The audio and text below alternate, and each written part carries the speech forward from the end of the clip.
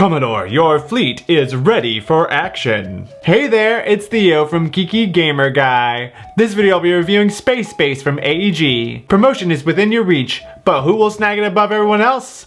Let's find out now.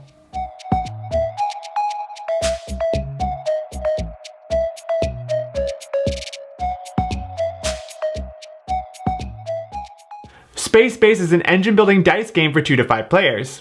They are Commodores in command of ships aiming to gain enough influence to be promoted to Admiral. To do this, players will be rolling dice to activate ships for their abilities and acquiring even more ships to build a larger fleet. I must have them all. To set up, each player is given a base player board and 12 starting ships to be placed on it. Each ship has a specific slot it goes into, as well as a yellow cube to track coins, green for income, and blue for influence. Then the shipyard is placed. 3 rows of 6 ships per level in the center of the table. These ships are similar to the ones that players start with, but have better effects. The colony cards are placed in ascending order next to the shipyard. Lastly, each player takes a random level 1 ship and can replace the ship found on that slot, flipping and tucking the old ship above its slot. After that, we are ready to take off. On a player's turn, they roll the 2 blue dice. They can use those dice to activate 2 smaller numbered ships, or combine the total to activate a larger one. If other players have cards flipped with a red background found at the top of their board, and is within the same numbers rolled, they can also simultaneously activate their ships this turn. After that, the active player can buy 1 card.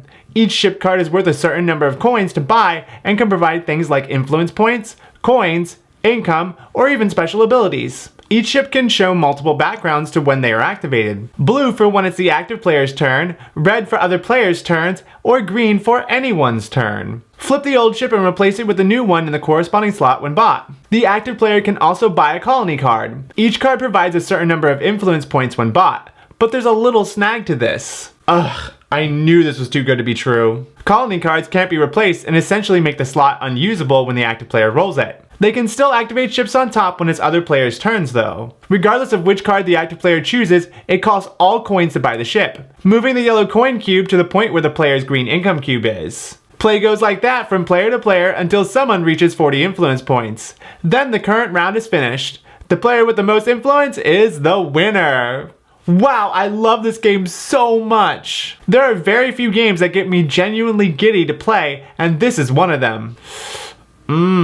Turns move so quickly because you just roll once, gain the effects of the ships, and potentially buy a next one. Thank you, next. I love that every card is usable throughout the entire game, instead of having to buy cards for solely dice rolls on your or other players' turns like, say, Machikoro. RIP. It's also so satisfying when numbers are rolled on other players' turns. Oh, 4 coins and an income. I'll take that. There's been some truly epic turns where multiple things happen when the dice are rolled.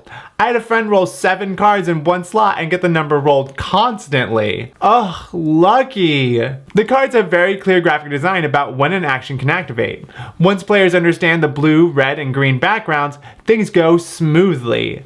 Plus, any additional symbols can usually be referenced on the back of the rulebook. Perfection. Now, if you know me, I'm all about organization, especially when it comes to playing a game. The player boards are awesome at keeping everything together. Just tell me where to put things, and I will. Plus, I just love that the cards seamlessly blend into the background of the player boards, which is oh so colorful and just how I want my space games to look. Colors! Oh, and the added bonus that they lay flat every time makes my heart soar. Now, just because my excitement for this game is out of this world doesn't mean I don't have a couple problems with it. Like I said before, most symbols can be referenced on the back of the rulebook, but sometimes a card ability has symbols used in a different way, making it very hard to figure out how they work. Luckily, most of the problematic cards have been clarified on BGG. I just wish that we could get a breakdown of what each card means for easy reference. While I absolutely adore the player boards, there's been a couple times where a player bumped their cubes out of place and didn't remember what spots they were on.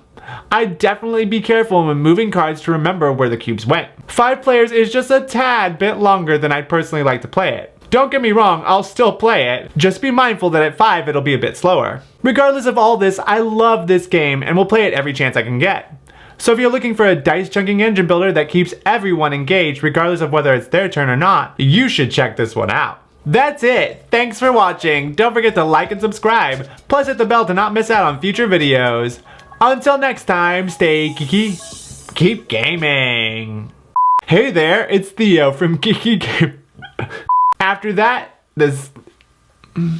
The active player chooses, it casts. Oh, 4 coins and an income. I'll take that. Stop with the snap. Just be mindful that at 5 it'll just be blah, blah, blah, blah.